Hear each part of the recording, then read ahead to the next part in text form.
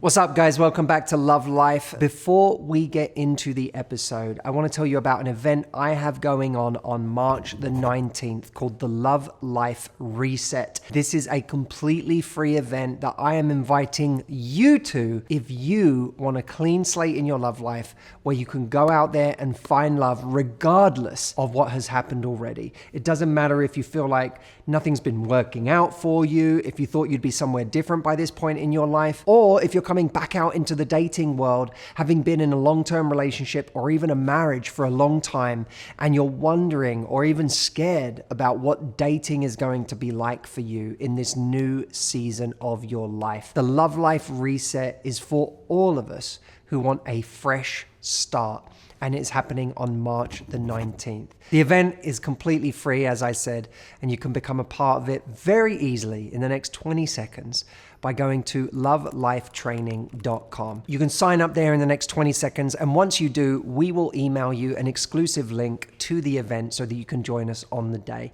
That's March 19th, the Love Life Reset. Go to lovelifetraining.com to sign up now. Go do it now before you forget. And then come back here and let's begin the episode. Today, I was with Audrey for this episode where we interviewed Rob Dial, host of the Mindset Mentor podcast, author of the book Level Up, and someone who has some extremely interesting perspectives when it comes to vulnerability, the male mind. We asked him about his relationship, what it was like for him being single, what made him make the decision to get married. You can't listen to this conversation without coming out feeling like you'll understand more about men, more about the shame that men carry, more about why men don't open up, the way their history affects their behavior today, and what it takes for someone to commit. I think you're really, really going to love this. It's an incredibly open and vulnerable conversation. So, without further ado, I present to you Rob Dial. Well, we are here with Rob Dial from the Mindset Mentor podcast. Rob, thank you for being here. Hey, thank you for having me in your guys' house. It's great to be here. So we just got to do a podcast with you for your show. Yeah, it was amazing. The Mindset Mentor. Everyone go listen to that because it was, I honestly think it's one of my favorite podcast episodes I've ever done. Yeah, it was incredible. I was just observing, but it was really, really strong. Really powerful episode. And that will be up on Rob's at the Mindset Mentor. And Rob is here today with us for the Love Life podcast, and we have Audrey in the room with us as well. Yes. Hi, everybody. I'm so excited. I told you guys this is the first time I've had two people interview me in person. So I'm excited about this. I think it's going to be fun. And there's actually so much that we talked about on your podcast just now that I feel like is actually going to be incredibly relevant and powerful for our audience to hear about. So I'm also glad Audrey's here because I feel like she's going to have a lot of questions that are running through the minds of so many of our audience that you can ask Audrey. So I'd love to start by just getting a sense of the narrative of your love life until this point. Yeah. So I'll give you context on, first off, me that'll make a whole lot more sense in my relationship with Lauren. So my story, kind of like we were talking about in my episode with you, like the quote unquote hero's journey, the life that I've been on, right? My father was an alcoholic, and my parents got divorced when I was 10 because he was an alcoholic. I always tell people he was the best type of alcoholic father to have. He didn't beat me, he didn't touch me, he didn't yell at me, but he would get drunk and he would fall asleep and he would forget about me, which after going to a therapist years ago, I found out that she was like, that's neglect. And I was like, no, I wasn't neglected. And she's like, no, you were emotionally neglected. And so then he passed away when I was 15 from his alcoholism. And so what happened was I started getting into relationships, and I was very unpresent in relationships. I could see how I showed up incorrectly. And when I got into my relationship with Lauren, both of Lauren's parents are still together. So she comes from a loving home, both parents being there. She loves her dad, so that was really good to see. But what I ended up finding out is that I always felt like she was going to leave me in some way.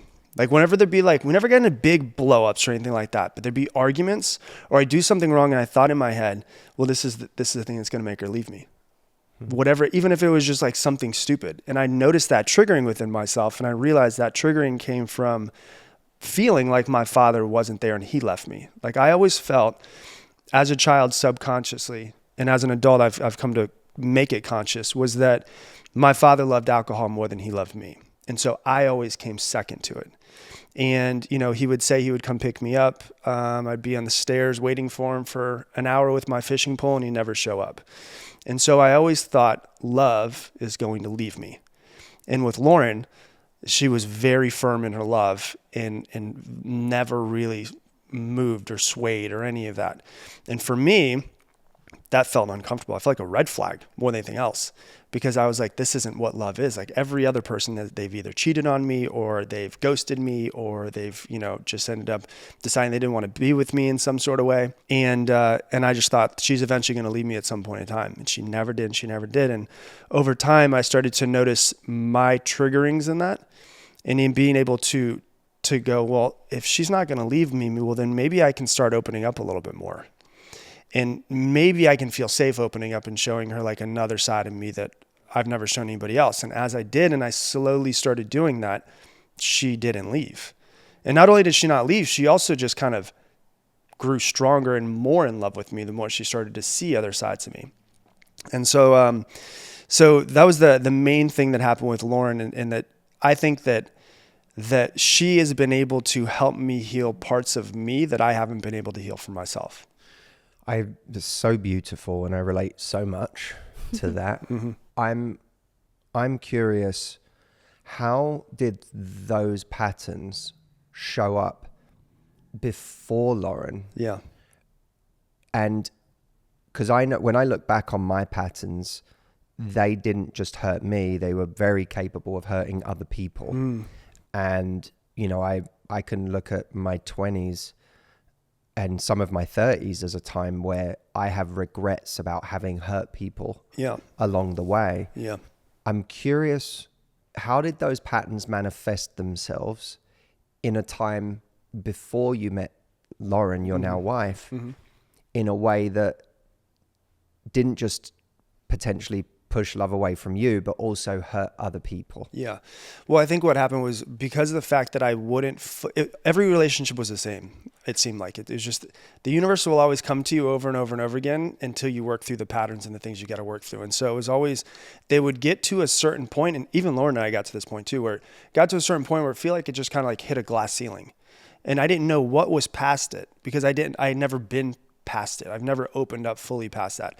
I think that women are, you know, much smarter than men. And I think subconsciously they would notice like, I'm not going to get more from this guy. I think it was, they were just feeling like he's not fully here. He's not fully connected, and I'm not getting out of the relationship what I want to get out of it. And so it was I've never had I could call up any of my ex-girlfriends and they would answer the phone. Like it's never been blow-ups. It's never been yelling. It's always just been like, yeah, this kind of just fizzled out.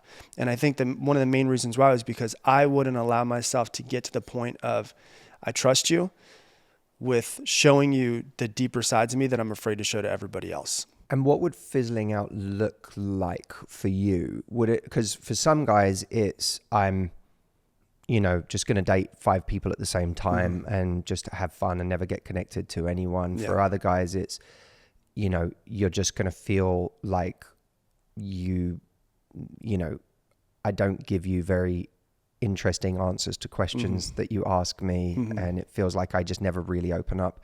Because you know, so many of the women that follow us encounter a range of patterns from men that they then ask us about. Yeah. What would they have experienced or seen in you in the way that it actually showed up? Yeah, I think I probably got to a point where I started distancing myself, you know, where it's like the interest that used to be there would kind of stop being there as much, you know, and it felt like there wasn't as much of a connection as the main thing. So it was like, I would be really interested. I would be really engaged in all of that. And then I think that the glass ceiling that I would hit, they would feel it, but then I would also feel it as well. And so when it turned out being was that then they would start to distance themselves. And then I would want to come back stronger and be like, hold on. Well, no, we're not done with this thing yet. But by that time, a lot of times you're playing a losing game where it's like we had kind of grown apart. And then, I would stop hearing from her as much. She'd stop hearing from me as much. And then a couple weeks later, I'd be like, well, hold on. Like this, I don't like being alone. Being alone's not that fun. Like I want someone to be around and to go out on dates with and to do stuff with. And I think that for me, it was like we would both kind of be distant. There'd be less texting. There'd be less, we used to hang out 3 times a week. Now we're hanging out once a week. And then it would come back to, but now I'm lonely. So let me go ahead and see if I can gain her back. Cause it's almost like the chase. It was fun. Let me lose her a little bit, unconsciously, maybe consciously. And then I'd be like, I got to get back in. And so I think that was the main pattern for me. I want to hear what Audrey has to say about all of this because I feel like your mind's going to be just going. But just one more question before I throw to Audrey. Did you feel like in those moments you had any awareness of the fact that you were hitting a ceiling or that you weren't opening up? Like, how did you perceive it? Because I feel like a lot of women want to know, like, what's going through his head in those moments? Am I... was it just that he felt really attracted to me and now he's not interested? Is there, they start playing detective on what's going on. For you, was it as simple as you told yourself like, oh, this isn't as fun, or I'm not as interested anymore, or it's not as, like, what would be playing out in your head in those moments where you started to fade? Yeah. I mean, I felt I was very conscious of something, but I was unaware of what it was. That was the interesting thing about it. I think that what actually helped me the most was me obviously going on the journey of trying to improve myself. But then the thing that really helped me was I had a friend who is a relationship therapist in Austin. And when I really became aware of it was I met him at a poker tournament, a charity poker tournament. He was awesome. He was cool. He's like, you and your girlfriend should come in. And this one, Lauren and I were together for like 2 years. And went into him just like, let's see what we can find out about ourselves. And then he also said the same thing that therapist said, which is you were neglected as a child. And I left that session having felt more connected to Lauren than any person I've ever felt connected in my entire life. And the reason why is because I felt like I was actually seen. And I didn't know, this is the interesting part about it, I didn't know the parts of me that I didn't know were not being seen. But going to that person ended up, like I understood her better, she understood me better, but I felt more understood. And I think that actually was one of the first steps of making us closer. We were talking about on my podcast, I was just over at Lewis's house, and the relationship that he's in now with his fiance, he was like, we're going to start in therapy. And it's interesting because it's like, I actually think that can be a really good idea for some people, just because I think that is actually a thing that made me aware. So to answer your question, like I was aware there was something, but I was very unaware of what it was that glass ceiling. Yeah. And it's really interesting as a guy, because when you feel seen like that and you've been covering up, either consciously or unconsciously covering up these parts of ourselves. And for you, it was suddenly actually like a new awareness of something. When someone is in on that with you, it can't not create some kind of special connection. Of course, because you're like, I've never been seen to this degree. And so there's this bond that often gets formed in that, that is something that you feel much more reluctant to lose. Yeah. And I think that's the important part about it too, is that we as men are taught that we have to be strong. Where big boys don't cry. We have to be strong. You can't be vulnerable. Like you can't be weak. We're kind of taught that. And we think that if we show that side of us, she's for sure losing us. Like we're losing her. She does not want to be with a guy who's a wuss. It's kind of the way that we feel. But if the man, I think, is evolved enough and has been working on himself, there is nothing that feels better than to feel safe to go, you know what? I think this is a person that's going to help me heal. I mean, I could listen to you guys talk for hours. I'm almost tempted to jump in. But what I wanted to ask, because I think there's going to be a lot of our audience who is you know, they're hearing all of this and they're saying, that sounds amazing, but how do I even get somebody to a place where they want to go to therapy with me and want to be open and, you know, allow themselves to be seen? Because the experience of a lot of people out there in dating, men and women alike, is, you know, there is a game to be played. You feel like people are distracted. They have all these other options. Nobody wants to commit. Nobody wants to really go deeper with you. Everybody's kind of always looking around over their shoulder to see if there's something better. And so, you know, it sounds like with you, Lauren was able to kind of almost break you open in this beautiful way. And that's amazing. But, you know, how do you discern emotional unavailability and someone just being afraid and needing a little bit of kind of patience and, you know, coaching and kind of just a space for them to actually open up and be themselves? Yeah, it's a good question. I think I am of the belief, if somebody wants to be with you, they'll show you that they want to be with you. And if somebody wants to play games, then they're just wanting to play games. And that's just my own personal opinion. And that's how I actually, you know, started in the relationship with Lauren. And give you context, we met on a wine tour at a friend's birthday. In Austin, we took a bus. There was like 40 people. We met, and you know, she had come in and out of Austin, and she had gotten my number, and she texted me one night, and we text back and forth and all that. And then she was in her phase of like, I just want to be single. And I was like, but I haven't been given a chance, right? Like that. And so I knew of her before then. I had seen her in pictures and stuff. And so the thing that she'll tell you is just, I was very persistent. Because I'm from a sales background. She just never told me no. If she had told me no, then I'd be like, okay, 10-4, cool, I'll move on, right? So I do believe that if somebody wants to be with you, they will take the right actions to be with you. Now, going back to that as well, is I think that energy should at least probably be in the relationship as well, which is, you know, a lot of people think that going to a therapist means something's wrong. And I don't think that means that at all, right? Like, so like if I want to improve at golf, the fastest way to improve at golf is to get somebody who's a great golfer to help me get better quicker. And so I think that sometimes people approach therapy at the point where something's already wrong versus just saying like, hey, like, I really love you. I want us to be together and to stay together.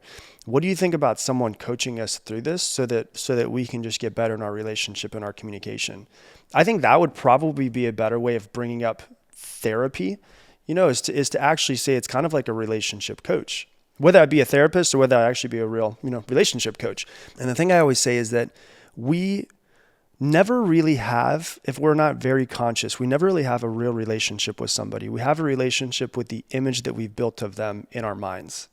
Mm-hmm. And so many people do this, right? Like, oh, if I say this to her, she's going to react this way. So you know what? I'm not even going to say it because I don't want it to blow up or turn into this thing. And so it's literally like, I'm here, and there's an image of me that I have of myself and how I react. There's an image of her that she has, that how she's going to react. When in reality, I'm here and she's here, and we're not even interacting. Mm-hmm. But there's a whole story and there's a whole narrative that's happening in my head.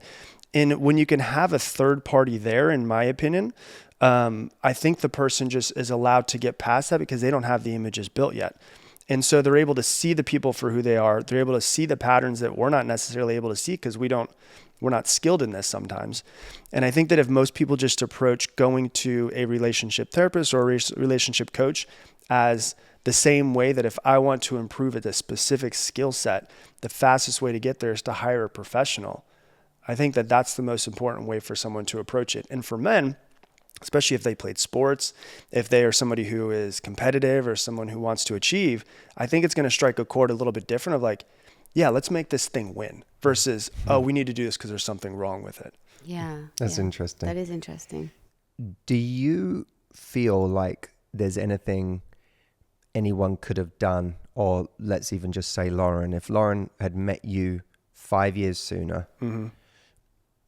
do you think there's anything that she would have been able to do that would have got you to that point sooner?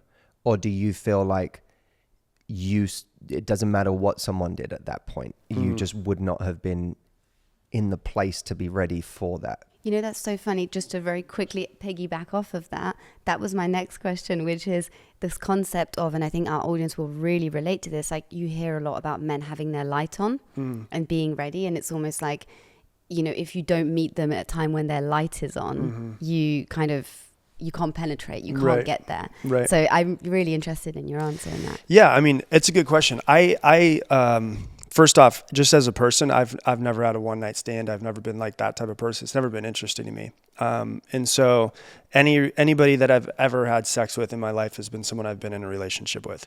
And so I've never been the type of person that's like, I'm just going to go out and hook up with people. There's nothing wrong if that's how people are. I also just wasn't that good at picking chicks up. So I wasn't, that's probably the problem was too, right? Like I wasn't good at approaching, but I am really of the belief, that everything happens exactly the way it's supposed to. Peter Crone always says what happened and could not have happened any other way because it didn't. Mm-hmm. And I actually truly believe that that's how it is. And sometimes I think we are trying to force a square peg into a round hole. Mm. And if Lauren had found me 5 years prior, no, I don't think I probably would have been ready yet. I don't think I would have been, I'll say it this way. I would have been ready for her, but I don't think I would have probably been able to deserve her at that point. I think that's probably the best way. I would have been like, oh my God, she's amazing. She's gorgeous. She's awesome. But she would have not been attracted to me because I just wasn't, I just don't feel like I was in, this isn't self-deprecating in any sort of way. I don't think that I was worthy of her at that point. I think that she was evolved further than I was, and I probably needed more time to evolve to the point where she was. There's something about that that's really interesting to me because it sounds like when Lauren met you, she had a healthy sense of her, self-esteem mm-hmm.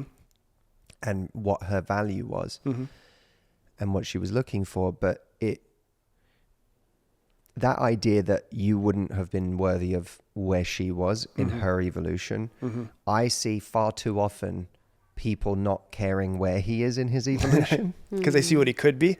They either see what he could be or they just see that there's an attraction they don't want to let go of. Yeah. There's a connection that they feel to someone. Or a trauma bond, right, like of course. It's really bad and then sometimes it's good and mm-hmm. he ignores me for hours and then when he texts me I feel elated. Right. And so they're kind of only paying attention to what they feel for someone mm-hmm. as opposed to paying attention to what is their level of evolution. Right.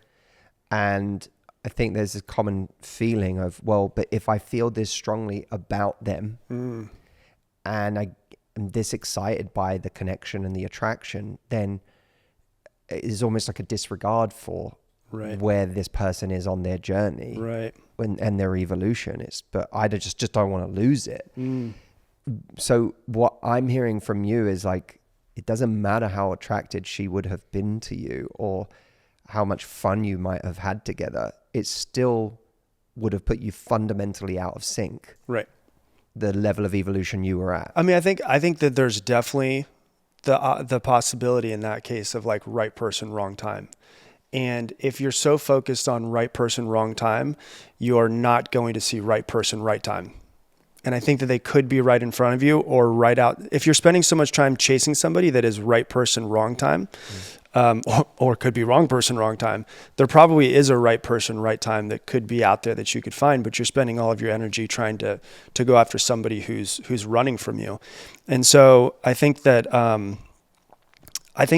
if I'm being honest, like I don't think like there is like one person that's made for you. I think it's one person that you feel safe around, they feel safe around you, and you decide, yeah, we're going to do this together. And that was actually something like even with Lauren, when we first started dating a couple years in, she's like, I feel like if you left, you'd be okay. And I would say, I would be. And she hated that answer because she's like, I would hate that answer too. Would hate that answer. I was like, I would be. And she's like, well, that's exactly what I'm saying, but that's not what I want. Like, don't you want me to choose you versus want you?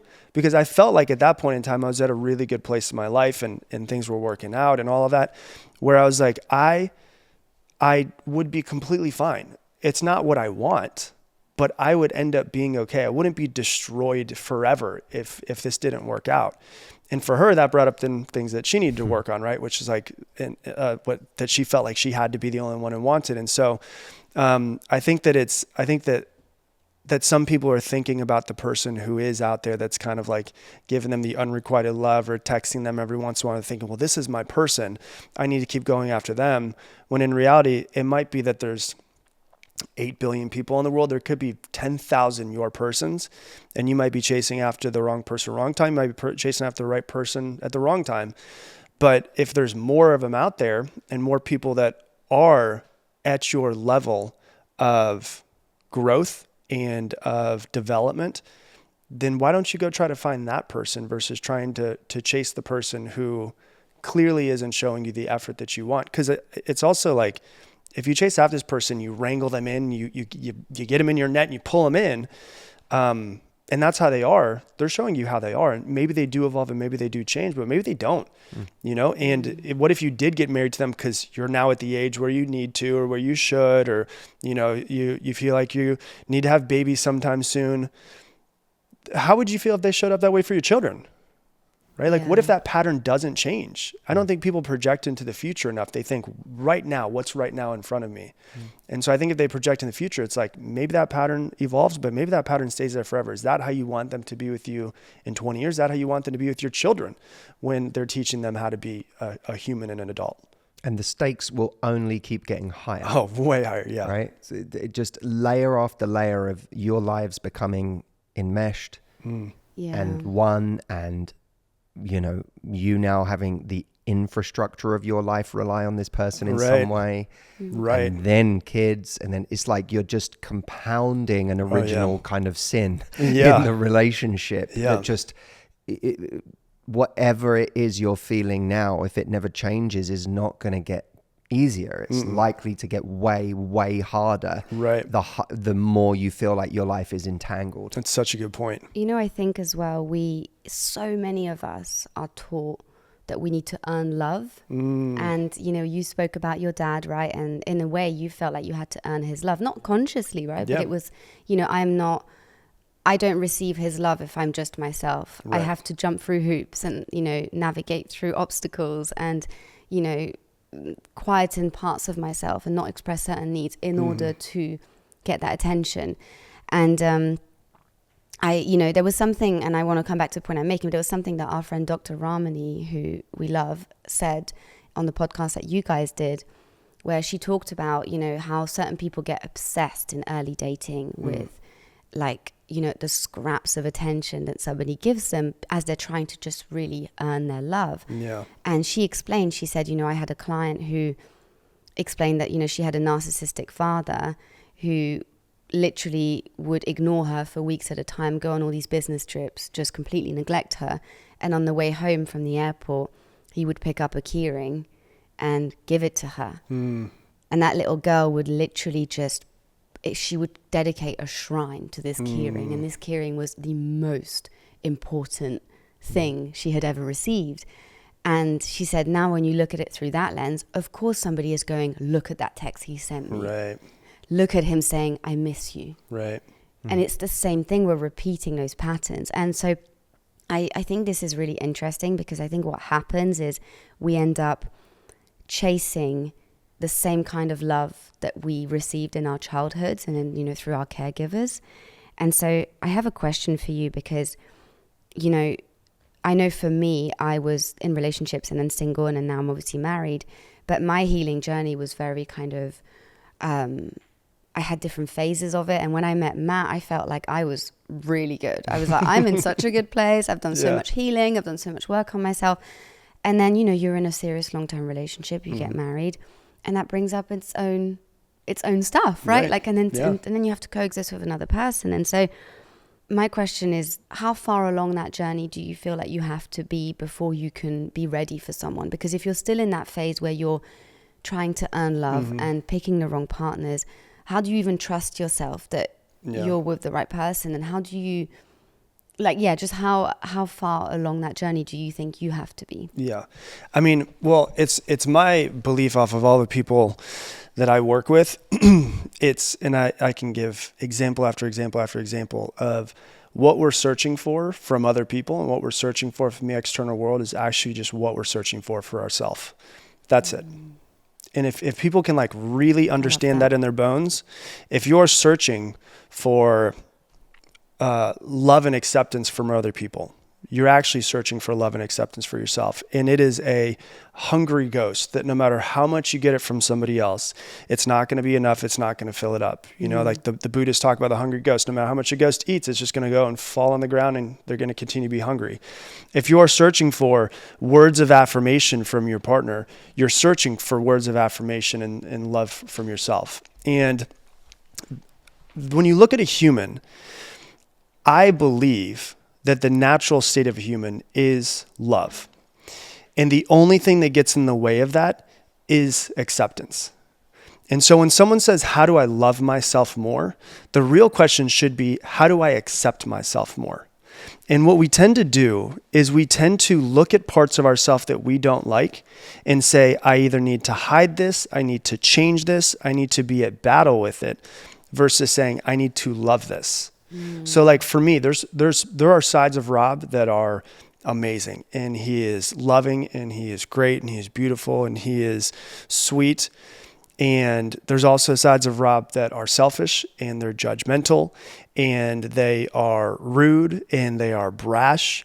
And for a long time, I would take these like quote unquote negative sides and I would be like, I have to change this side of me. And what's interesting is the more that I tried to change it, the stronger that all of them got. And so it was like, I identify this thing I want to change and now I want to change it. So I'm basically creating multiple conflicts inside of me versus being like, all sides of Rob deserve love.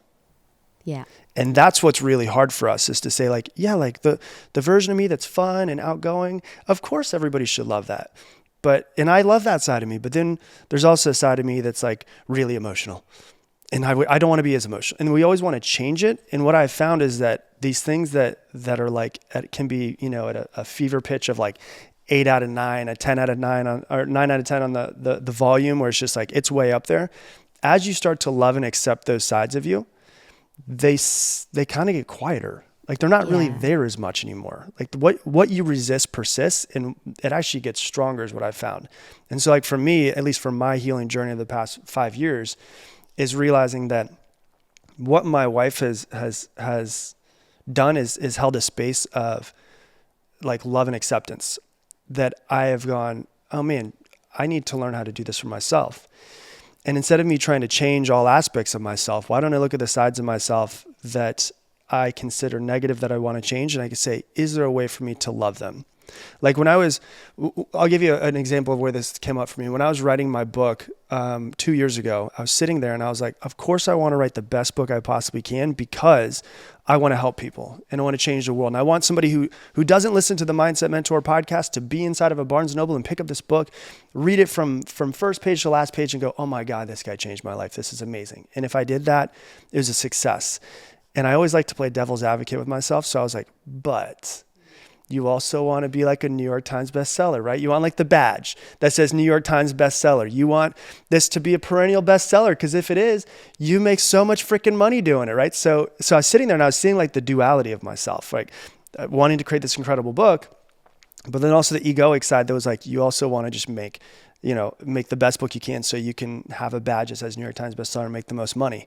And I thought to myself, is there anything wrong with that? Like, can I use this egoic side as a tool in my tool belt to go, hey, come on out real quick. I'm going to use this to create the best book possible and also help as many people. And with that and editing over and over and over again, will make it a better book. So it's, instead of fighting that egoic side, I can go, okay, now I need you to come up, right? Like some people are very selfish, right? And they're like, I hate that I'm selfish. Well, there are some times in your life where you need to be selfish. If you start a business, you need to be selfish with your time. You need to learn how to say no. If you're the type of person that's a people pleaser, you need to be a little bit more selfish and you need to say no and put boundaries up. That selfish side can be bad when it's, quote unquote bad, where it comes out where it doesn't need to be. But when you use it at the right moments, it's good. And so I think that the thing that people are really searching for in their healing journey is to understand that what you're searching for from other people is what you're searching for from yourself. So can you learn to identify the parts of yourself that you feel are the gross, dirty parts and say, is there a way that I can try to start to love this side of me? And if you do that, you don't need anybody at all.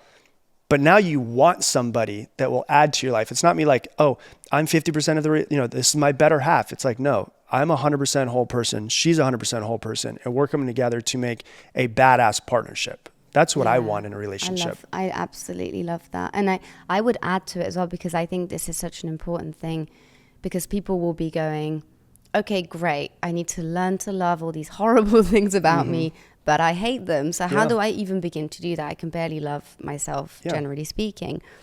And I would add to that as well, that requires that idea of like, this is my ego coming out, wanting the New York Times badge. That requires such a high level of consciousness and self-awareness to even notice that that's like almost a different side of you. It's not you, it's this other part of you that wants something. And even just diving deeper into, why do I want it? Where does this come from for me? And you tend to really always end up back at those very early developmental years where you're learning about beliefs about yourself, who you think you are, and you realize that actually the reason you want it is because maybe you feel unworthy, and maybe you think that, this thing is going to make you worthy, valuable, lovable, interesting, important. It's going to bring you more opportunities, which is going to bring you more status and wealth and love and whatever it is that you want. And you think, then I'll be happy. Right. Then I'll feel whole. Right. And I just think it's an interesting thing to add on to that. Just that, if you do go, oh, I hate those parts of myself. It's going, but why do those parts of myself exist? Because oftentimes they have been sort of created within us in order to protect us. Great point. Yes. And I think that that's such an important thing for us to remember, because otherwise, and when you start looking at it like that, you go, well, that's an easier part of me to love because I can have compassion for it. 100%. It's like, why does that selfish side of you exist? Well, maybe because when you were a child, it was a defense mechanism that came up when you had to, distance yourself from your parents because stuff became unsafe, whether that was physically or emotionally.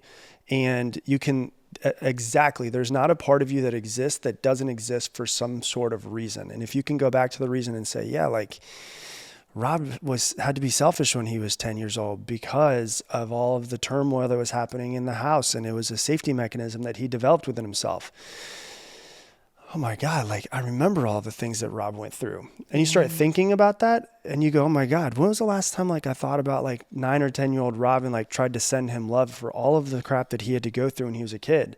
And then you actually start to realize that you can love those aspects of yourself because they came in as a protection mechanism at some point in time and they held value at that point. And they can still hold value if you use them when they're needed at their correct moments, but not when it's coming up all day and it's present all of the time. And so I think you make a really good point, which is they were important at one point in time, and they wouldn't exist within you if it didn't protect you at some point in time, most likely.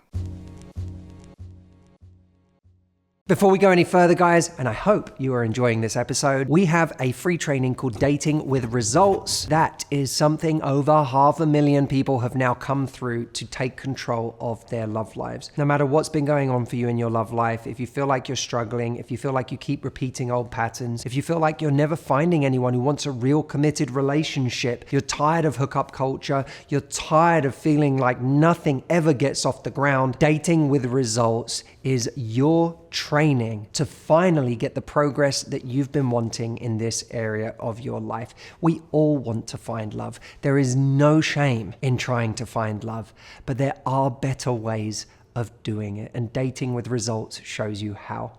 Go to datingwithresults.com to sign up for this event for free, and you can watch it today. You don't even need to wait for this one. Join the 500,000 people who've already come through this training. The link is datingwithresults.com.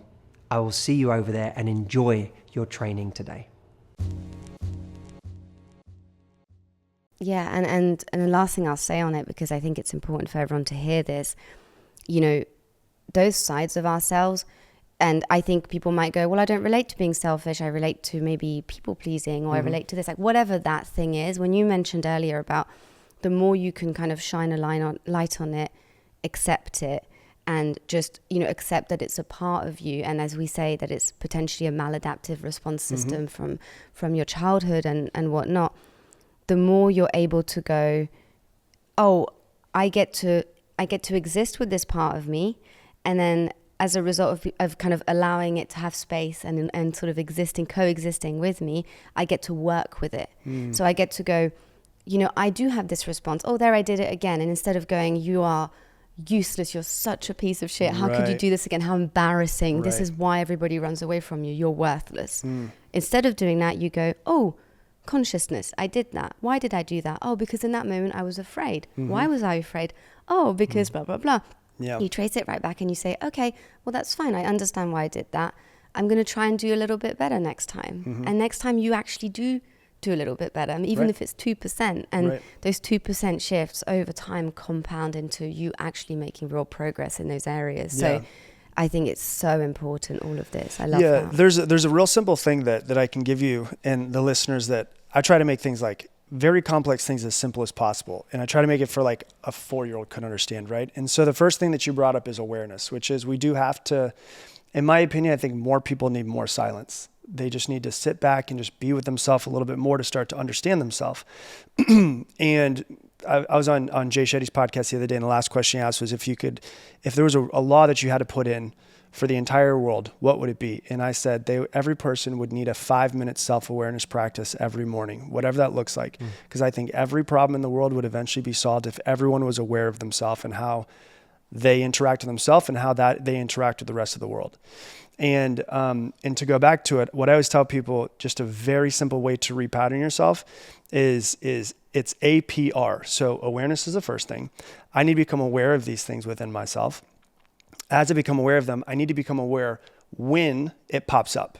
So usually what happens is we have automatic thoughts. We don't notice it. It's subconscious. But what we notice is our body. I don't feel good. I feel anxious. I feel stressed right now. Okay, what was I just thinking about?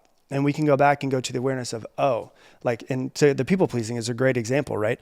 I noticed myself starting to give in on my boundaries, right? In people pleasing, you can go back to like, what was the original benefit of people pleasing? I had a lady that was at an event I did yesterday, and the only way that she got her mother's love was by being exactly what her mom wanted her to be, and telling her like she wanted to play basketball, and her mom was like, be a cheerleader, don't play basketball. And that's how she got her mom's love. So she became a people pleaser, because that all about children care about is, do I have my mom's love? Do I have my dad's love? And sometimes we become chameleons to be able to get their love from them. And so in the case of people pleasing, it's like, okay, I'm aware in this moment that I'm people pleasing. The piece side of it is just practice. I need to have a practice that when I notice myself in a pattern, I already know exactly what I'm going to do. And then I need to have repetition. I do it over and over and over again. So for me, like, I'll give you an example in my life. I hated years ago that I was like, I love people, but there's a really shitty judgmental side of me that exists, right? And I was like, I don't want to be judgmental. Like, I love people. And I was in a grocery store one time, and there was a guy that had this huge Bluetooth, and like it was like, like he was making cold calls in the deli section, like right? A Britney mic. He was huge, yeah, like a Britney Spears mic, right? It was all the way right here, and my immediate thought was like judgmental on this guy. And the point is, when you decide to practice, don't develop it in the moment, because when your emotions are high, your logic is low. But I was like, I don't want to be judgmental anymore. And so days before then, I was like, I'm going to make myself, whenever I judge somebody, what I'm going to make myself do is say 3 things I like about the person. I'm going to stop everything that I'm doing. And I'm going to force myself to be as present as I possibly can in that moment, because this is something that is extremely important for me to repattern within myself. And I'm no longer going to allow myself to do this anymore. So I'm literally looking at this guy in the deli section, talking on his Bluetooth, ordering slices of turkey. And I'm like, I really like the shoes that he's wearing. Like, I'm like coming up with things, right? And that was the first time I did it. And I was like, okay, cool. And it started, but I have to do it over and over and over again to become aware. I have to have my practice, and I have to have repetition, and I start to actually change myself as I do it. And I love that. Oh yeah, it's super simple. The situation that comes up for me is like whenever I'm in our local coffee shop. Yeah. I mean anywhere really, but like if there's just someone sat near me playing a video out loud. Oh yeah, or I'm in the like, bathroom, like they play it. Or just like you're in a public place, right, and you're playing a video super loud out loud on your phone, like as if the rest of us want to hear this. That brings that up. I have to really censor myself, because I'm just like the lack of conscientiousness. But that's because Matthew is literally like the most conscientious person you will ever meet. Like, I'm pretty conscientious, and then I met you and I was like, oh, you're like next level conscientious. Like, I look like just an inconsiderate, obnoxious creature next to you. I think that's I don't know how conscientious I am is like always a good thing. Yeah. I think that comes from a deep sense of, you know, growing up around a sense of like things can go wrong, and growing up around a sense of safety, conflict or danger, where I'm like afraid that if someone gets upset or if something gets upset, that things could go really wrong. Yeah, everything needs to be good all across. Yeah, everything. So it's like me trying to keep. I think it's a version of trying to keep the peace. Yeah, I know. I think it's, and I hope you don't mind me saying, we can get rid of it if you do. But I think there is also a kind of like need to control, and I don't mean that in a bad way, but control your environment, make sure that everything is the way that you feel comfortable with, and from the same thing. And it's almost like somebody coming in who feels more unpredictable in their behavior triggers you and makes you just mad, because it's almost like, that's why you love Japan so much. I mean, I love Japan so much too, but that's why you love it. Wildly conscientious. Because everyone's so quiet and so polite, and And it's the thing about it is like, we don't have to change aspects of ourselves, but if somebody, if he could keep that if he wants to, he doesn't have to change it, you know? And it's like, if we decide something's there and we want it to change, like, then we can say, I need to become aware of it in the moment, and I need to have a practice to get myself out of it. And I think that that's what's really important, and just continue to do it over and over and over again. I would say, like, you can't control your first thought, but you can always control your second thought. And if you control the second thought enough over and over and over again, your second thought usually starts to become your first thought over years. That's really good. I want to ask you in relation to, I'm always trying to think back to what our audience wants to hear about. A lot of our audience, some people in relationships, some people in marriages, but we have a lot of people who are in those early dating phases who are looking for love. And I'm just wondering, you know, when you speak like that, I'm thinking of like our patterns in dating that have us gravitate towards unhealthy people, sometimes even toxic people on the worst end of it, abusive people. Or even just emotionally unavailable, people who are aloof or whatever it might be. And some people even just take themselves out of the game completely, and they don't even bother to date anymore because they've had so much disappointment. And so I know it's a hard question to answer, given that there's such a spectrum of different experiences. But when it comes to early dating and rewiring your patterns in love, how would you apply what you're saying to that? The interesting thing, the thing I always go back to, is pay attention to how your body feels. And all too often, we're on Instagram or on Netflix, we're so in our head, we're thinking about what's coming up next, we're thinking about the past. Our brain is almost always in the future or it's in the past. It's very rarely ever here. And the thing that's always here and always giving you signals is your body. And your body always responds to what your brain's thinking. And so in cognitive behavioral therapy, they have something called automatic negative thoughts, which is it's just a pattern. It just comes in automatically. And we don't really notice the thought, we notice the feeling in the body. And so if we can consciously feel, and especially if you've got a lot of female listeners, females tend to be more in the body than men, which is what's great. And so they tend to be more in the body. And so they can notice a shift within themselves. And they might, this is the important part, most people don't know why they feel the shift. And that's when you start to get curious of yourself. And I think one of the biggest skills that someone can have in trying to want to improve themselves is just be more curious. Like Krishnamurti, a guy that I follow, you know, Indian guru that passed away years ago, says you have to stop knowing yourself because knowing is based in the past, and you have to start learning yourself because learning is based in the present.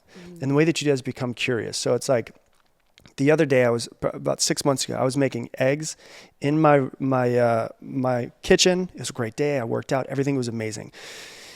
And I'm making eggs and I'm watching something on YouTube. It's literally like this flood of anxiety came up inside of me. And I was like, what the hell is going on? But I noticed my body shifting. And so I was like, all right, I have to stop everything. So I'm making eggs. I'll just take them off real quick. And I said, what was I just thinking? And that was a question. I was like, okay. And I went back and I realized about 10 minutes prior, I was watching a video that went up on YouTube that somebody else interviewed me from their podcast. And there was like one of the most judgmental comments I've ever seen inside of it. And I was like, I felt very misunderstood in the comment. And I realized that I was starting to feel anxious, unconsciously feeling anxious, because I'm like, I try so freaking hard to help people and I still can't get it right sometimes.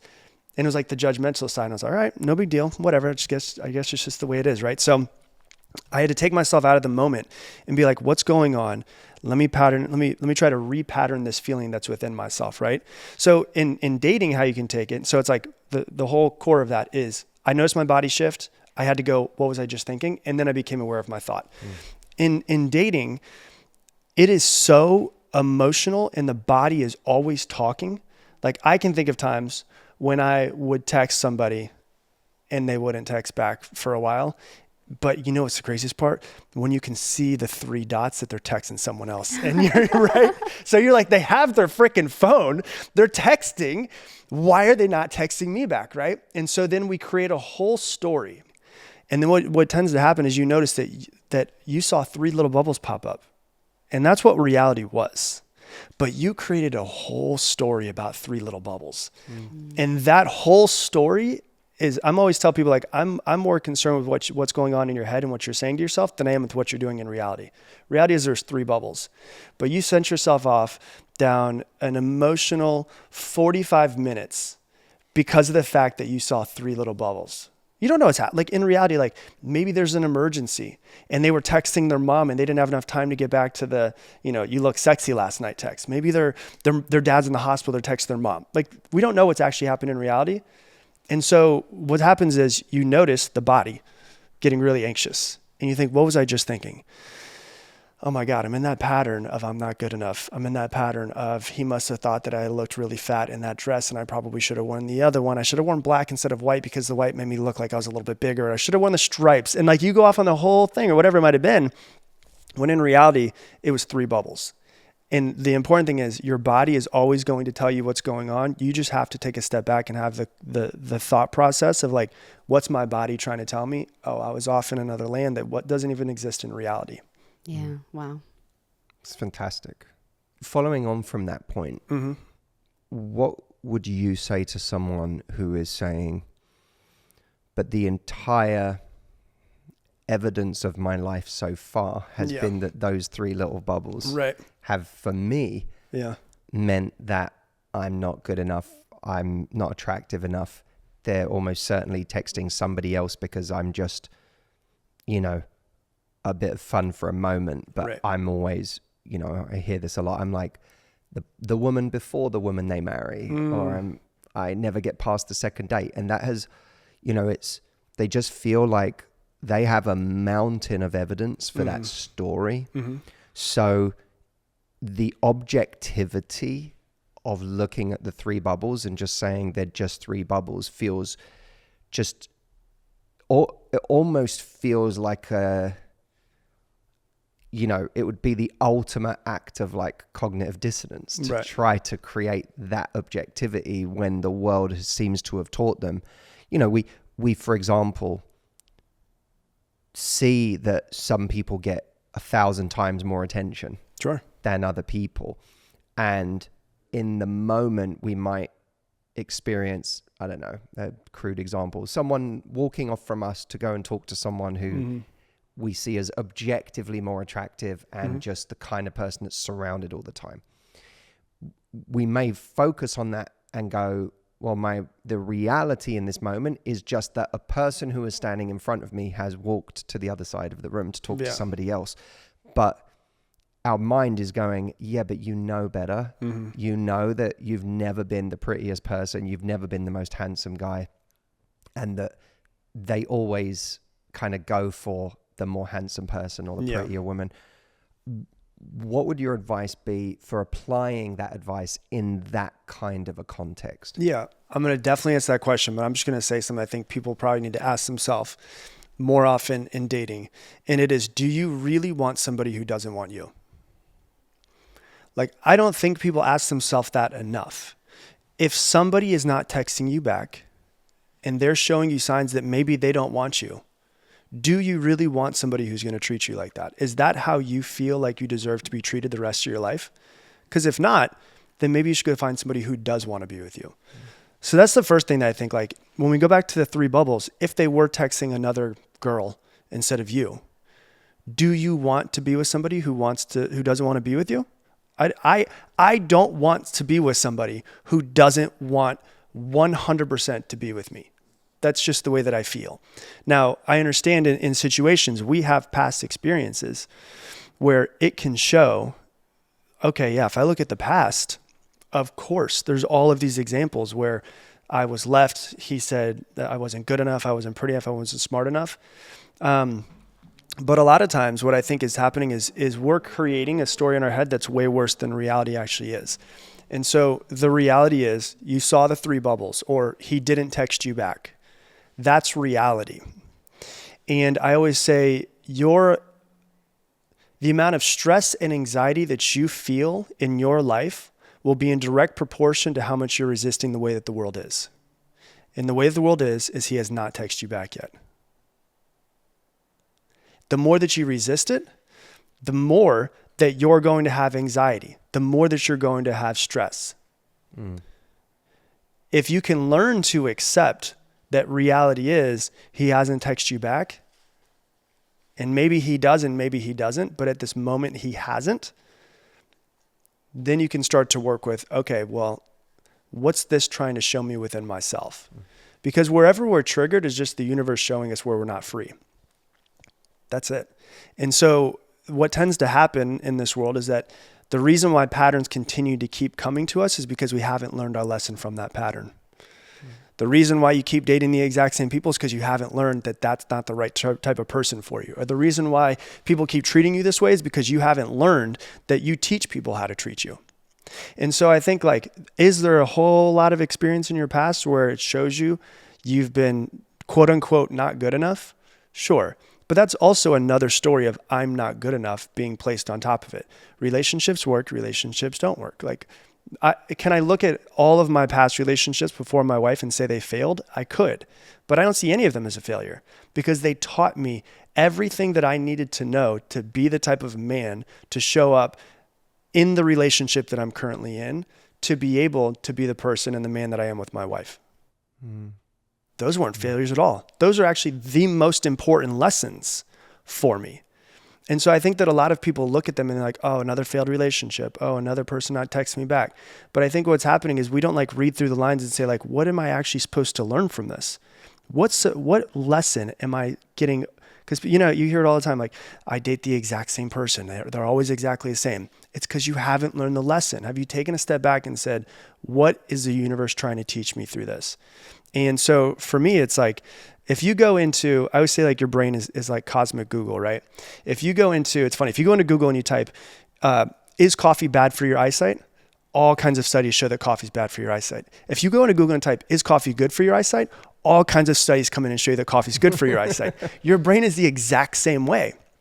So what happens is if you sit there and you say, oh, this person's not texting me back, how is this, how am I not good enough? Your brain's going to find all of the ways where you're not good enough from your past. But if you sit there and you consciously try to get yourself out of a pattern and say, hey, brain, how am I good enough? And you actually, quote unquote, Google that in your cosmic Google of your brain, even if there's not as many examples, there are still examples. And if I'm trying to repattern the not good enough into the good enough, then what I'm going to do is I'm going to try to consciously pay attention to those as much as I possibly can to make myself feel like I'm actually good enough. That's beautiful. And what you'll likely end up doing is also changing the paradigm of what makes you good enough. It won't be based around the old metrics right that you're trying to base it around. Right. Yeah. And what's important about it too is like, it's funny, man. And you might have gone on this journey in life, but like you're incredibly successful, right? And you have this amazing house and you've got followers and stuff. And I've gotten to points of my life where I'm successful and I have a great house and a great wife and I have everything that I ever wanted. And one day I woke up and I was like, I don't feel different. I thought all of the things I thought, making this money, I thought this achievement, these followers, this beautiful wife, this relationship, a great dog that is more obsessed with me than any animal alive. Like everything is amazing. And I woke up and I was like, I'm still have this a little bit underlying feeling of not good enough and stressed out and I need to achieve more, and I need to do more. And we always search for the external to heal the internal, and it never will, ever. And so I think the practice that most people need to come to if they really want to just be better in life, but also better in relationships, is how can I make myself know that no matter what I do, no matter what I see, no matter how much money I make, no matter how pretty I look, no matter how many followers I have, that there is nothing that can make me more worthy of love than I currently am. And that's what people need to hear, is they think that they need to do something to be worthy of love. There's nothing that you could do or say or be to make you more worthy of love than you already are. And the person whose love you deserve more than anybody else's is your own. I'm so curious what your thoughts are on the kind of, for want of maybe a better example, like the Jordan Peterson strand of you will be more by making your bed and tidying your room and getting out there and being a person of value who contributes, who, there's a very kind of pull yourself up by your bootstraps kind of mentality to it, which I don't disagree with, and it is clearly helpful for so many people. But it could be read as a kind of, once you do those things, you'll be worthy of love, right. Yeah. As opposed to you're inherently worthy of love. I'm wondering how you square those two kind of contexts. Yeah, I mean, I think you can live in both realities. Like I am a hardcore, just put my head down and bash my head through a wall work ethic type of person. And I am the type of person who wants to achieve and wants to do amazing things in this world. But I also know that none of it matters. None of it, right? Like I had a really good conversation with Jay Shetty when I was in his podcast, and we got like deep into some spiritual stuff. And he said something to me that was like, I've never said those words or heard those words, but that's the way I've been trying to live. And it is that everything that we do, I mean, like for everything that I do, the Mindset Mentor podcast, everything that you do with your book and with your podcasts and everything that you put out into the world and the people who follow you, like everything that we do is very, very significant. But it is also incredibly insignificant. And we've got to be able to see the duality of both of those things. It doesn't mean that I wake up in the morning and realize it's so insignificant, I'm going to do nothing. It is because in 1,000 years, nobody's going to know who I am, and they're not going to know who you are. And I'm okay with nobody knowing who I am now and nobody knowing who I am after I die, because I'm not doing it for that reason.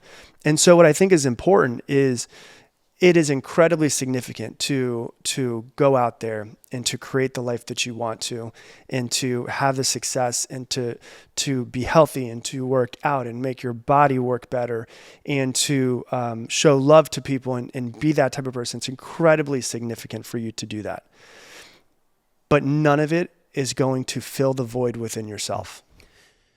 And the thing that will is turning it around every once in a while and saying, you know what? None of those achievements are gonna make me feel better about myself. The only thing that's gonna make me feel better about myself is if I try to heal the wounds that are inside of me that only I can heal. And it's now, mind you, and I promise you this, 10 years ago, Rob would have been like, what the hell is this guy talking about? Right? Like, I swear to you, like none of it would make any sense. Yeah. But I feel like the people who listen to this podcast are probably on the level where they can understand this, right? And they can understand, oh yeah, I'm at the point where I get this.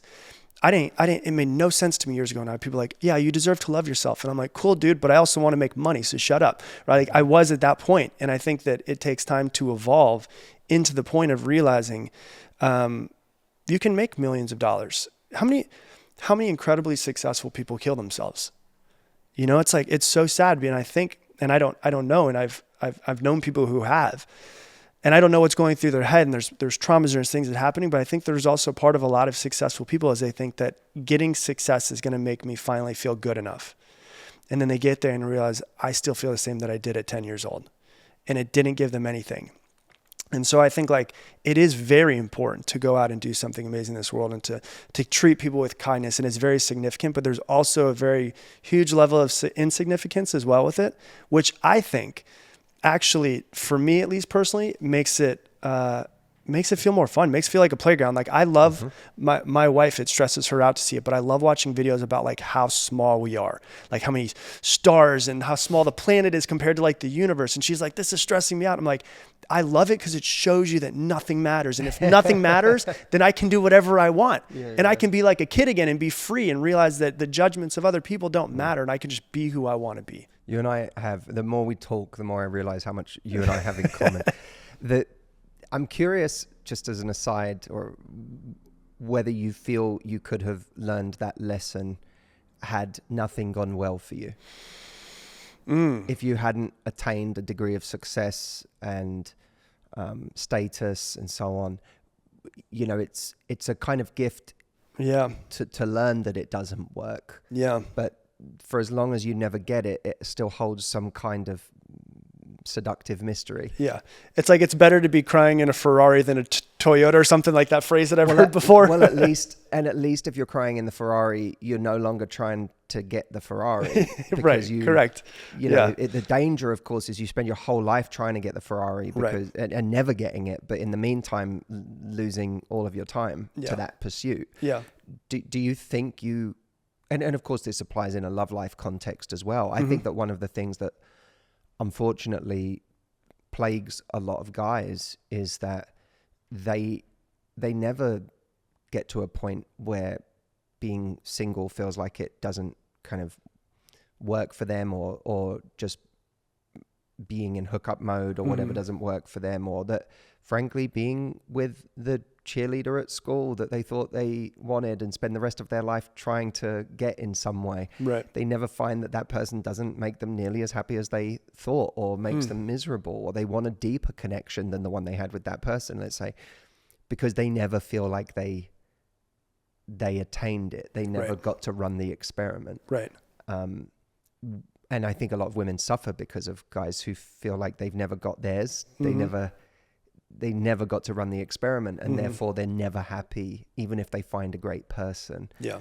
Do you think you could have found that peace if you didn't attain it? And what would your advice be? Even maybe we point the question to guys who may be listening to this, who feel like they never got to the point of experiencing the things that they thought would make them happy, and therefore they still can't get out of their head that if I could just live that entourage lifestyle, if I could just get that kind of a woman or whatever, then all my problems would be solved. Yeah. God, that's a great question. I've never thought of it before. But even the guy from Entourage lives in Austin on a farm with all of his children. So he even left the Entourage life, right? So he's out there now.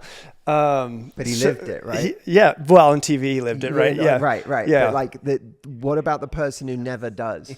It's a good question, man. I think that even though I was so caught up in the game for a very long time, there was still a part of me that knew it was just a game. And there was still a part of me that knew that it wouldn't get me.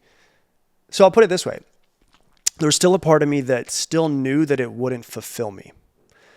But I still wanted to go on the journey and go get it, right? So I think there's some people that don't need to be successful and don't care to make money, and they can make, $40,000, $50,000, $70,000 a year and have a family and pay their bills, and they are incredibly content. And I am incredibly jealous of them because they got there and they felt it without having to go through and bashing their head through a lot of walls and putting themselves through a whole lot of turmoil of, when I get there, I will finally feel that way. I think if people try to put their life in a perspective more often, I think that's a lot of, I think a lot of people don't have enough perspective on life, which is, if somebody's listening to this podcast, they're better off than like 99% of the world, most likely. And you might sit there and say like, yeah, but this is happening in my life. It's not me saying that life is perfect all of the time and that hardships don't come up, because they always do. But I think people are always looking on Instagram and saying like, well, I haven't traveled to this place like they have. I don't have the car like they have. I don't have the business like they have. I don't have the house like they have. But if you take a step back, you can also see like, wow, but I'm also living in a place where I have food, water, shelter, clothing. And 150,000 people died yesterday. And no matter how shitty you think your life is, if all 150,000 people had the opportunity to switch with you, they would. How often do you think about that? Right? It's like very, very very rarely do we think about how great our life actually is compared to the rest of the world, the rest of everything else that's happening. And so for my personality type, that's a really good question. I don't know if I would have ever gotten it because I have the personality type of achieving, go. Like when you look at like Strengths Finder test, my number one is competitiveness. And so like, I think that some people find the thing that kind of lights them up inside. And if I'm being truly honest with you, like I would still be doing the exact thing same thing I'm doing now if I wasn't making. I made $0 off my podcast for 4.5 years, right? I put like 1,000 episodes out and made $0 on it because it felt like the thing that lit me up inside. I think that if I would have just continued on the journey of working on myself, if I would have had a job where I was making decent money, but I had my podcast and I had a place of self-expression, I had a place, the podcast is very cathartic for me as well. And like sharing my story and being vulnerable and, taking the things that I used to try to hide from people and bringing them to the light so that I don't feel like they have more control over me anymore. I think I would have probably gotten to the exact same place, but I don't think we get there unless we're actually trying to, I don't think, I think that we can all find peace, but I think in the society that we live in, it's hard for us to find peace unless we're seeking it. I think that you can get peace without having to seek it, but I don't know if it's possible in the society that we live in. And so I think that for me, I would have eventually found it. But, like we said in the podcast on my show of Me and You, I think that what expedited the process was actually not having a successful business and building the company and all of that stuff. I think it was actually the relationship that I have with my wife that expedited the process for me. So I think that if I had her and I was able to pay my bills and I was able to have some fun and grow a family, I would have still gotten to the same place. I don't know if it would have happened sooner. I don't know if it would have taken longer, but I think as long as someone's on the journey of, I want more peace in my life, I want more love, maybe I should give it to myself, eventually get to a point where if we're seeking peace, I think eventually we'll eventually find more peace. And I think that's also like a lifelong journey. I don't think I'm incredibly flawed and I don't think I'm perfect in any sort of way. I think I'm in the best situation I've ever been in my entire life and I'm extremely grateful for it. But I don't think I'm ever going to be a point where I get like, I got it all figured out. Because I still wake up and feel anxious sometimes, and I still wake up and feel stressed, and I still wake up and feel like I'm not good enough. And if I live to 100 years old, I probably still will have a little bit of those feelings inside of me. But that's what makes it a journey and not getting to the destination. And I think it's like, as long as I can enjoy the passage of time in my life, then I think that's what makes everything better. I think that's a stunning answer. And some people may hear that and almost feel pessimistic because it feels like a life sentence. Yeah. But I actually think what that misses is how much a few percentage points in a positive direction on the things that we've always struggled with, right, makes a profound difference to your quality of life. Oh my God, yes. It's huge. You don't actually, I think what overwhelms us is thinking we need to eliminate the parts of ourselves, whether it's anxiety or stress or depression or whatever it may be, that we need to eliminate those in order to be happy and have a good quality of life. And if eliminating them is possible, then I'm screwed. But actually, just a few degrees of difference changes your quality of life profoundly. For sure. So, yeah. I think it's kind of like anxiety is a good thing at the moments where it needs to be around. Like if you're walking in a dark alley and you start to get a really anxious feeling, your body might be sending you a signal, right? It is built into the human system for a reason, and it's a protection mechanism. But if anxiety is running the show all day long, well, then it's a problem. And so it's like when it has control over you, it becomes a problem. When you have control over it, it just becomes another thing that's a piece of the whole human of who you are. And I think that's what's important for people to understand. And like, I don't expect to ever get to like, I'll be truly honest. Like I'm about to be 38 next month, and I started in personal development at 19. So half of my life I've been working on myself. And I would say the first 17 years, I was like, when in the hell am I going to get there? I thought that, like, I was working towards a destination, and that caused more anxiety and more stress because I was like, I'm still not there yet. The past couple of years, I've been like, there is no there to get to. It's about how can I just make myself a little bit less stressed out, a little bit happier, a little bit more peaceful today. And as I focus on that versus focusing on all the ways that I'm not good enough, not smart enough, whatever it might be, not successful enough. But if I just focus on, can I make myself a little bit happier, a little bit more peaceful, a little bit less stressed out, over time, the past couple of years of working on it, I'm like, yeah, there is no place to get to. There is no destination. And going back to like the whole feeling of being worthy, one of the ways that it really popped up in my head, I understood it. There was a meditation I used to do all the time by a guy named Mooji, Mooji. And in the meditation, he says, you have no pockets, you have no storehouse. And what he means by that is there's nothing that you could ever do to add to who you currently are. Like when you come into this world, you are completely naked. When you leave this world, you're leaving alone and naked as well, which means that none of the things that we do or achieve or whatever it might be is ever going to make us more than who we came into this world as.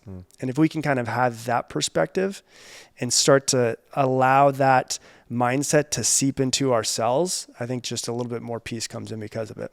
I love that. It reminds me of when I forget which birds pick up like random bits of trash and like start like decorating their nest with them. Really? They'll pick up like, they like grab bottle caps and, all sorts of other junk that they just find and they like collect them like they're treasures in their nest. And we can look at that from the outside and be like, this is so absurd. None of these things this bird has any real value. Right.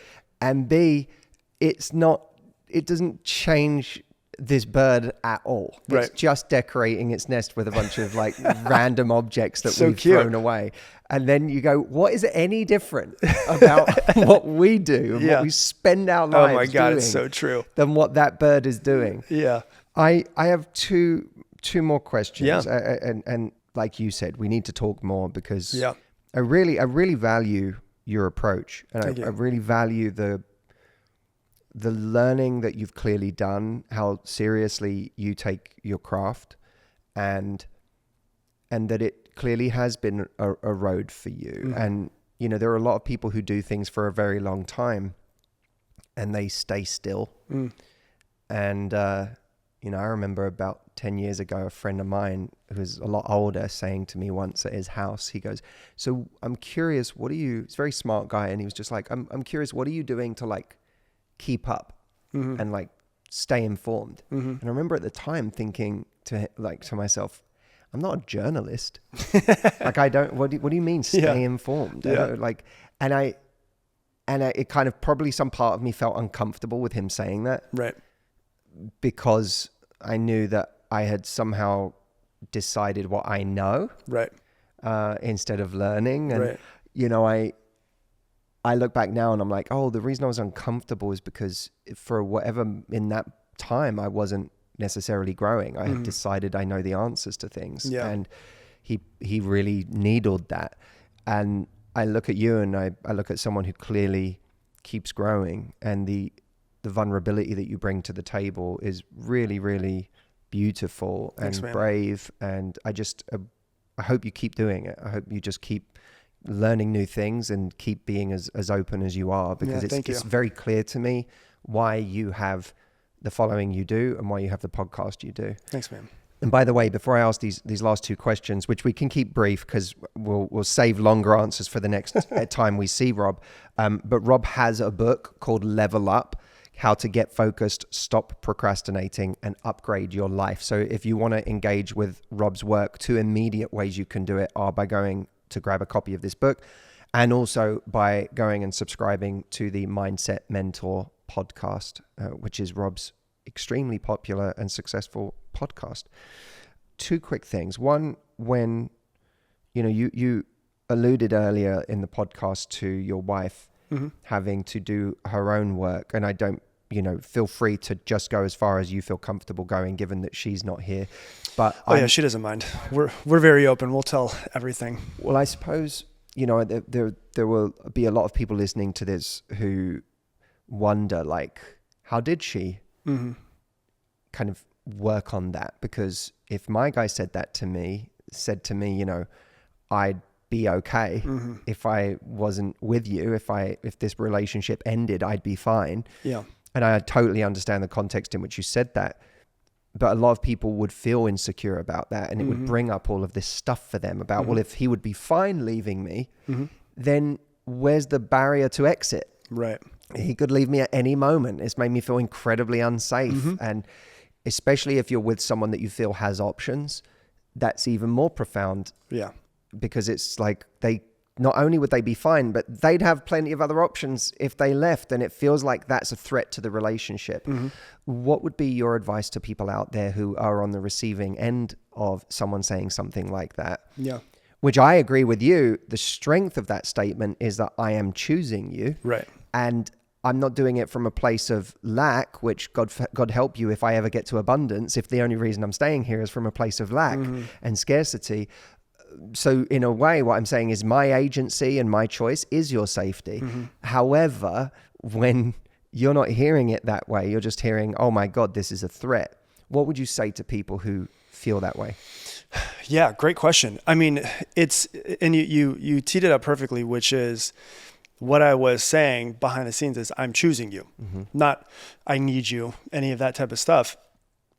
And so, yeah, it definitely triggered her in some ways, where she got triggered by that. We should have when we do another episode, we should actually bring her in and you could ask her these questions. Have all four of us on here. It'd be great. By the way, for everyone wondering, what happened? Did Audrey pass out mid-episode? We kicked her out. She had to leave halfway through the podcast for a personal engagement. So she would have loved to have been here for the rest. Everyone's like, wait, hold on. Wasn't Audrey there? What happened to her? We're just gaslighting people. What do you mean Audrey was on the podcast? It was always I me think and you're going Rob. crazy. Yeah, man, I think it's a really good question. I think that my overall view of the entire game of life that we're playing, so I'll give you a couple things. The book originally was going to be called The Psychology of Taking Action. And then that doesn't sound very sexy because people don't want to just take action, right? So we came up with Level Up because of the way that I actually see the world is through the lens of this is like a video game. And I don't ever play video games now, but when I played video games as a kid, the thing that I always remember about them is that the levels always got harder. And with before you got to a new level, there was another challenge that would come for you to try to battle and to conquer from, and for you to get better. And you get better with every single level that you go through. And so the idea of leveling up was this, and how would your perspective of life change if you saw life as just a big video game? And when something does trigger you, you go, okay, hold on. I'm noticing once again, as that guy on the podcast said, my body's shifting. Something's happening in my body. Why is that? And so no matter what somebody says to you, it has no authority to change the way that you feel. You give it the authority. So it's kind of like Eleanor Roosevelt's quote, which is, no one can make you feel inferior without your consent. So if you're feeling a certain way, it's because you're consenting to feel that way. So if I say to somebody, I don't need you here, but I want you here, that can be viewed a million different ways. And the way that you view it is the way that you view it. And so if I feel triggered by that, if I'm in her situation, and the way that she could do it is she could take a step back and be like, man, I'm feeling really triggered. Why do I feel so triggered in this moment? Does it have to do with him, or does it have to do with me? And most of the time it has to do with me. And then at that point in time, we need to go back to what I was saying earlier, which is at that point in time, become curious and start asking yourself questions. Imagine that you were, sitting and you're somebody that's a journalist just sitting trying to get all of these questions answered. What questions would you want if you could sit down with yourself and say, hey, look, Stacy, I just noticed that you got really triggered by this comment that your boyfriend just made. Why do you think that triggered you? And then just become curious with yourself and answer from two different perspectives, the person asking the question, the interviewer and the interviewee, and then say, is it reminding you of your childhood? Is it reminding you of past relationships? Is it possible that there's another viewpoint? that you could see. And so what I find is that a lot of people have the same thoughts over and over and over again, and those thoughts turn into beliefs, but beliefs are not reality. And I don't think people really understand that. Your beliefs are not absolute reality. And so you can think, I'm not good enough, I'm not good enough, I'm not good enough. And then you think that so much that becomes your belief. It doesn't mean that's reality. It doesn't mean that by somebody saying, I want to be with you, but I don't have to be with you. When you take a step back and you say, like, why am I triggered in that situation? Well, what you're noticing is that is triggering within you a story that you're perpetuating in your own head about yourself. And then you say, okay, well, can I see another viewpoint? And so with those beliefs, I always want to try to question every thought and every belief that I have. So I always say, like, imagine that you're on the debate team, right? Like, so back in high school, there was always the debate team. And you have been on the side of not good enough for a really long time. And that triggering is showing you the side that you're on. Can you, for 5 minutes, come to the other side and debate yourself and say, is it possible that Rob wasn't saying that you're not good enough? What could he have been saying? He could have been saying, I choose to be with you. And okay, is it more important that he chooses to be with me or that he wants to be with me? Let me get curious around that. And so we're so firm in our beliefs and thoughts around ourselves that we need to go to the other side and debate the other side and try to pull apart. In cognitive behavioral therapy, they say, question the validity of the thought. When you have a thought like that, question how valid it is. And what you realize is the more that you start to question it, the less it holds weight, and you realize that your entire belief system is basically a house of cards. And you just got to give it a good, and the whole thing just crumbles. But most people won't take themselves out of the house in order to blow it down.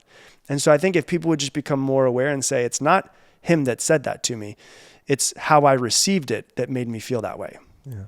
I feel like this question could become like a new tradition when we have a male guest, but we'll see. Okay. One of the things that, to be honest, only came to my awareness in the last year or so was what seems to be, I don't know if it is or not, but what seems to be a growing number of men online who are very angry, very disillusioned, right, very resentful. I've noticed it too, yeah. Yeah. I found it disturbing and a bit scary and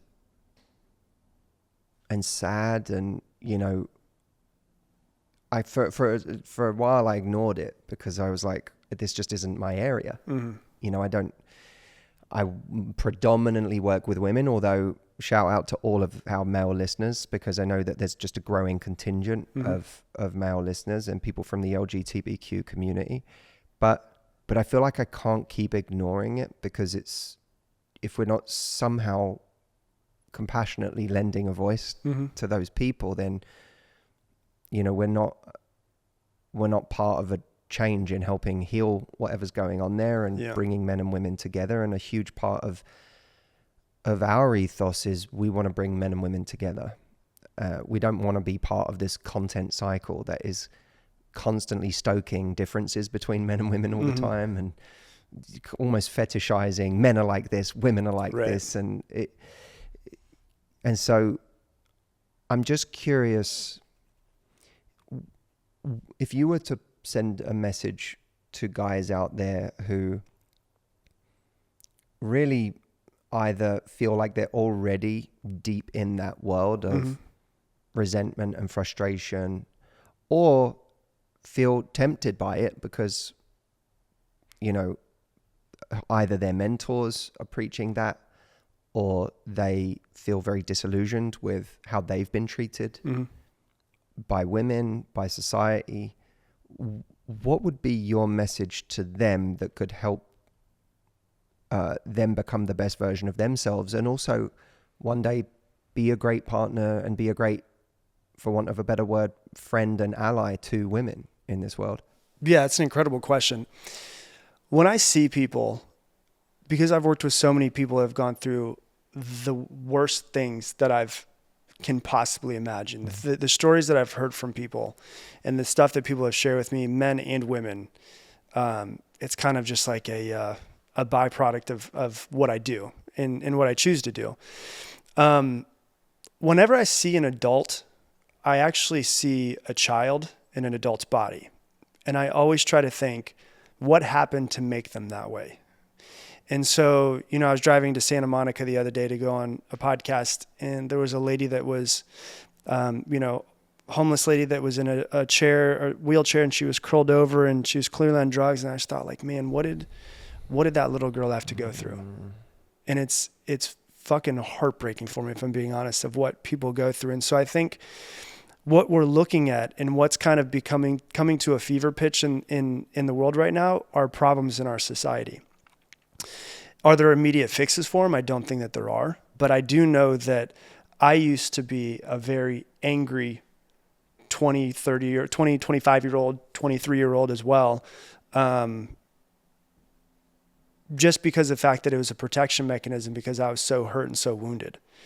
And I used to be the type of person that would try to hurt you first so that you wouldn't even try to hurt me because I was so wounded and vulnerable. And it got to a point where years ago, I remember sitting down by myself and being like, do I just not feel anymore? Like, do I not feel feelings? And I was like, I had to Google, like, what is like a sociopath?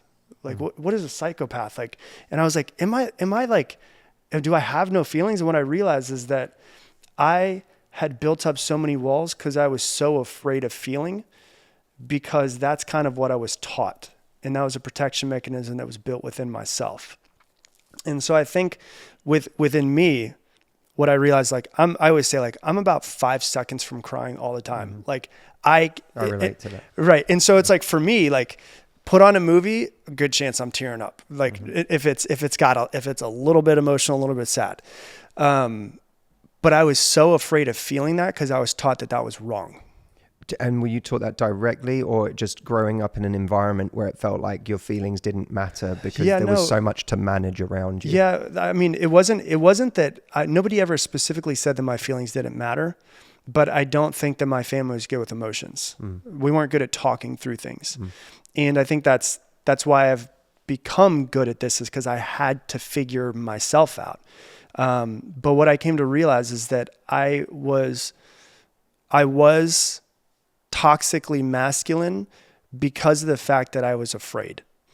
And I don't know what the immediate fix is, but I think my immediate thought is that it comes back to people in parenting. And I don't know if it can be fixed in the next 5, 10, 15 years, but I think the people that are listening to this podcast, we have to fix it with the children that we raise. You know, I don't know what's going to happen. I don't think I have a good answer for it, but I do know from my own personal perspective that there was definitely a time where I felt like I had to hide my emotions and it wasn't safe, and not only hide them, but be overly masculine and toxic in that way so that you wouldn't even see my emotions or try to get my emotions out of me. And I think what we're seeing is just a product of our society. And every time I see something every time that I see something that I don't like in society, for a long time it was, I want them to change. I want that to change. I want society to change. Now, whenever I see something, I say, is there an aspect of that lives inside of me? Because it's kind of like the Gandhi quote, which is to be the changes you want to see in the world. I can't change anybody. I can't fix anybody. The only thing that I can do is try to work on myself. Because if I go out into the world, if I look in and I say, if someone's an asshole online, is there a part of Rob that's still an asshole? Yeah, there is. Okay, can I work on that? Because as I change myself, and as we were saying, like the peace that we feel, and we were talking about earlier, like how much more peaceful Lewis feels from the work he's done on himself. As I can make myself more peaceful and go out into the world and me put my message and talk to more people and talk on my podcast and talk on other podcasts and yours, I think that people start to hear the message and they go, you know what? Like, yeah, maybe I should start to work on myself. And I think that's really the best thing that we can do, is to be an example, me and you, of men that are on, kind of have a spotlight on us, of what it looks like to be comfortable in our masculine, comfortable in our feminine, and comfortable with being vulnerable and putting ourselves out there. And I think that we can't force that onto somebody, but somebody can look at us and go, yeah, I actually want to kind of be more like them, and just to really be the lighthouse. So I think that that's kind of my job, is to try to be more of that and just be that, not try to show it, not try to push it out into the world, just be that for people to be like, man, he seems like he's got something that I want, and that peace, that happiness, and maybe I should see what they're doing. And it's kind of like the thing that we spoke about, where like, if you have a friend that comes to your house and they've lost 50 pounds, you go, what happened? Right? It's like the same thing where it's like, you seem so much more peaceful. What happened? Or you see someone online, like there's mentors. Someone asked me the other day, like, what do you think of mentors? How do you find mentors? I'm like, there's mentors online that you can never meet ever. I have so many mentors that are dead. You know, they died 20, 30, 40 years ago. And so it's like, some people are going to come across our videos or our podcasts or whatever it is, however we're being in the world, and they're going to go, yeah, that seems kind of nice. I wonder what they're doing. Maybe I should try to follow that path. So for me, it's like, how can I be more of what I want to see in the world? And hopefully some of those people will come across me and say, you know what, I want to start to change myself as well. Stunning. I've really, really loved this, Rob. Thanks, man. I love this too. This was Seriously. fun. I think this is going to be a instant favorite from people who listen to our podcast. I feel like there's going to be a lot of people who, send me an email. Let me know what you thought of this podcast at MatthewHussey.com. I feel like there's going to be a lot of people who are like, this is an all-time favorite. Thanks, on man. the podcast. Appreciate that. And it has been for me. I feel like we have so much to talk about. I relate so much to the things you're saying. And I feel like it's the beginning of a new friendship. Yeah, man, me too. Yeah. You make it easy though too. Like, you're really good at your questions. You're there's sometimes that you get interviewed to people and they have like their specific things that they want to know and they want to hear, and you can tell, but it's like you flow with it, and once it's easy when someone else is okay to be vulnerable, because then you can be more vulnerable, and you've given me the space to be more vulnerable, which allows us to be able to talk about those things. Oh, thank you, man. Yeah. Where can people find you? You mentioned your book. Yeah, they could buy the book if they want to. It's called Level Up. And the main place is the Mindset Mentor podcast. It comes out 4 times a week. We're at like 1,400 podcast episodes at this point. And amazing. Yeah, it was just this thing that I started 9 years ago just because I felt like I had kind of improved myself, and I kind of felt obligated to teach to other people. And, we have 1,400 episodes, and it's crazy to me to think that we have 300 million downloads of it, because I didn't even think we were going to get to 1 million ever. And so that's my main place. That's my therapy session for myself. I use myself as a guinea pig. I don't like teaching things unless actually like I do it myself. And so I think it's been the most cathartic thing that's ever happened in my life, because it allowed me to be like, you know what, I'm going to start being vulnerable. Because when my dad passed away, I never told anybody, just kept it in, just kept it all in, like I was just, used to doing. And then when I started the podcast, I was like, I'm going to talk about it. I'm going to be freely talk about these things. And you know what I've come to realize, that the more that you can freely talk about those things, the more people go, I'm not the only one. And I think if more people just had like the feeling of I'm not the only one, and there's other people out there like me, and there's other people trying to work on themselves, I think everybody would just have a little bit less stress and anxiety. And so, yeah, the Mindset Mentor podcast. Amazing. Rob, thank you, brother. Yeah, thank you, man. I hope you enjoyed the interview, guys. Let me know what you think. Podcast at MatthewHussey.com. Let me know what you want us to do in future episodes. And remember, before you go, on the 19th of March, we are doing the Love Life Reset, our free event. It is happening once, live only. Come join us. I promise you it is going to be an incredible event, both for people who feel like they've been struggling in dating so far and nothing's been working and they just need a fresh start and a new approach, and for people who have reached a point in their life where they feel like, I never thought I'd be dating at this age. I never thought I'd be dating again. I never thought I'd be out there trying to find love again. I thought this part of my life was already taken care of, and now here I am, single again and in the wild west of finding love in 2024. This is for you. Go to lovelifetraining.com, sign up for free now, and we'll send you an email with all the details. Thank you so much, as always, for watching or listening to the Love Life podcast. Be well and love life.